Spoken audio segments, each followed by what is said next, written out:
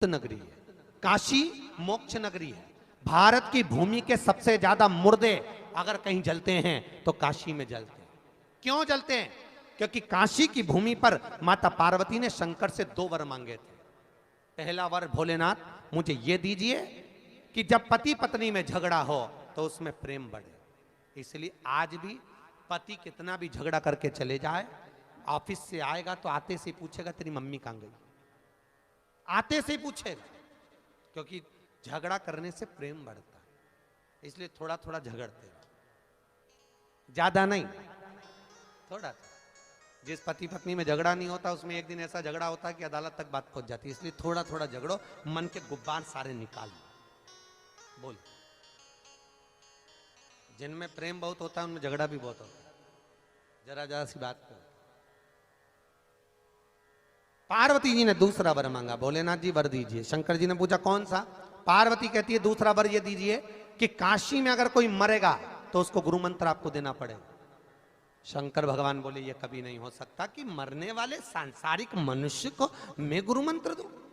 पार्वती जी बोलती हैं आपको मंत्र देना पड़ेगा। शिव जी ने मना कर दिया, पार्वती ने भोजन करना बंद कर दिया। तब शंकर जी ने वचन दिया, पार्वती मैं तुझे वचन देता हूं कि काशी में अगर कोई मरेगा तो उसको गुरु मंत्र मैं दूंगा। पार्वती जी को लगा कि आप गुरु मंत्र दोगे तो मुझे मालूम कैसे पड़ेगा, मुझे भी तो मालूम पड़ना चाहिए कि आपने गुरु मंत्र दिया। तो शंकर जी बोले बोल क्या करना चाहती है?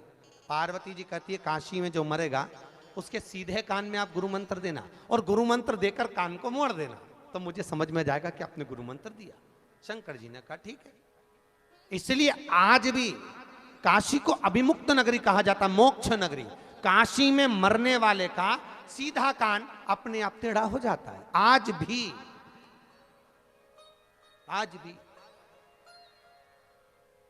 अभिमुक्त नगरी है काशी, मोक्ष नगरी। काशी में अगर कोई मरा और नाम पहले हमको भी विश्वास कम था, पर एक बार हम कथा करने महेश्वरी भवन काशी में गए तो हम मणिकर्णिका पर घूमने के लिए गए।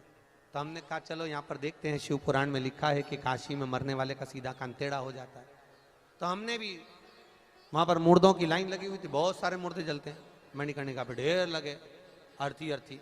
अपने यहाँ गाड़ियाँ ओवरटेक करती, वहाँ मुर्दे ओवरटेक करते। लोग मुर्दा लेके भागते हैं कि पहले इसको नंबर लग जाए। अब बहुत लाइन लगी थी तो हमने, मुर्दे थे तो हमने पूछा भैया हमें इसका मुंह देखना है। तो उसने कहा तुम इनके रिश्तेदार हो? हमने कहा हो। अब जो मर गया उसके रिश्तेदारी ऊपर जाके तो एक ही होना है। तो हमने कहा हाँ भैया देख लो। मुंह देखा तो उसका तो कान सीधा था। हमने कहा बताओ पुराण में लिखा है कि कान टेढ़ा हो जाता है, और काशी मरण मुक्ति एक किताब है उसमें भी लिखा है कि सीधा कान टेढ़ा हो जाता है, फिर ये टेढ़ा क्यों नहीं? दूसरा मुर्दा देखा उसका भी कान सीधा था, और आगे गए तो तीसरा मुर्दा देखा उसका कान टेढ़ा था। तो हमको लगा कि हो सकता है जन्म से टेढ़ा हो। अब विश्वास भी तो होना चाहिए ना। फिर आगे का मुर्दा देखा उसका कान सीधा, फिर और आगे देखा उसका कान सीधा, और आगे देखा तो उसका कान टेढ़ा। तब थोड़ा शंका हुई और मन का संशय निकालने के लिए जिसका कान सीधा था उससे पूछा ये मुर्दा कहाँ का? तो कहा ये काशी से 40 किलोमीटर दूर का। जिन जिन के कान सीधे थे उनका पूछा तो कहा काशी से 12 किलोमीटर, 15 किलोमीटर, 20 किलोमीटर, 40 किलोमीटर। और जिसका कान टेढ़ा था उसका पूछा तो कहा ये काशी की ये वाली कॉलोनी का रहने वाला। तब समझ में आया कि काशी में मरने वाले का सीधा कान अपने आप टेढ़ा हो जाता, क्योंकि भगवान शंकर उसको गुरु मंत्र देते हैं और मुक्त कर देते हैं, फिर उसका जन्म नहीं होता। इसलिए भारत की भूमि के सबसे ज्यादा मुर्दे काशी में ही जले। काशी अभिमुक्त नगरी है।